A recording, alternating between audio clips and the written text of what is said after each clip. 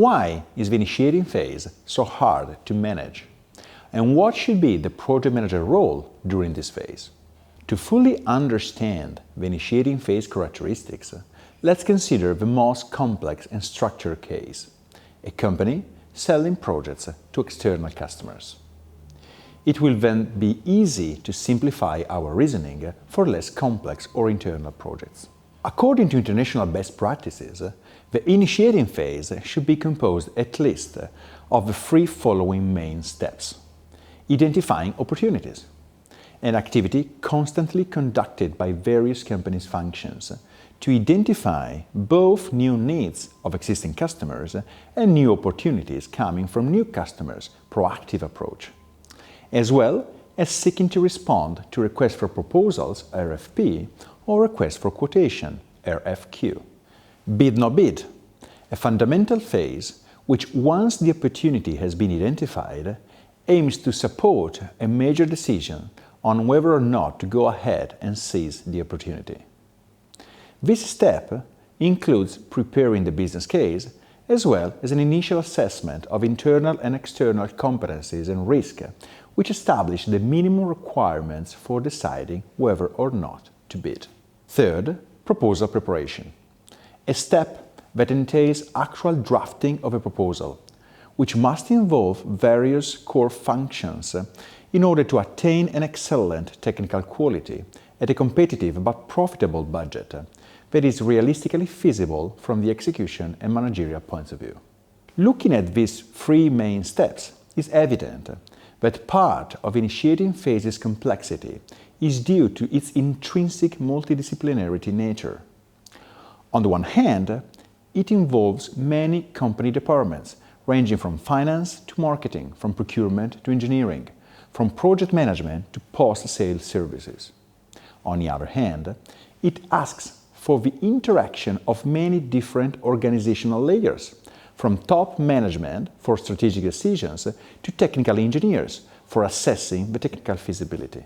Carrying out the initiating phase is often a project itself. In many cases, companies manage a pre-project with the only objective to get to an informed decision about doing the project or not. Such a phase can easily last months in big projects and requires a proper supporting organization to be developed. At least four main actors must interact during this phase: the executive sponsor, the bid manager, the project manager, and the technical leader. The main objective of the executive sponsor is to make the final decision. This is a strategic decision, and the executive sponsor brings the knowledge about the company strategy and portfolio into the phase. In order to make the best decision, though, the executive sponsor needs to rely on data about the benefit, the cost, and the risks connected with the initiative. In other words, the executive sponsor needs the results of the analysis carried on during the initiating phase, and the person responsible for collecting and analyzing them. Hardly having a project manager leading this phase is a good choice. Project managers are devoted to delivering the final output within constraints of time and cost. Instead, the initiating phase requires managing a delicate trade-off between guaranteeing the project profitability, less scope with more time and budget, and selling the project to the customer, lower price and more scope. As responsible for delivering, the project manager cannot make objective decisions and will probably be tempted to stay on the safer side. Better not taking a project if we cannot deliver the expected value to our company. For this reason, a bid manager belonging to the business development or the commercial side of a company is usually appointed to lead this phase. The bid manager's main objective is to win the bid, and she does it by tracking the opportunities, building a relationship with the clients, knowing the market and the competitors. Nevertheless, also the bid manager has a peculiar perspective on the project, which is more oriented towards the selling activities.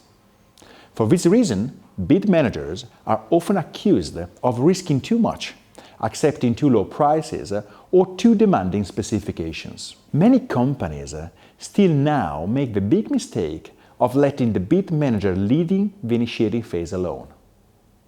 This often results in the poorly managed handover from the bidding phase to the delivery after signing the contract. The responsible for the delivery will be the project manager, and she will immediately question the scope, time and cost defined by the bid manager. For this reason, it is important to have a project manager involved in the initiating phase as well.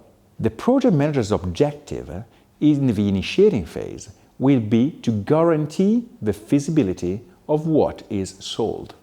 In many cases, bid managers and project managers go through challenging conversations during the initiating phase, with the former pushing for more risky situations in order to sell, and the latter pushing for safer situations even if they mean losing a contract. This struggle is actually beneficial for the company.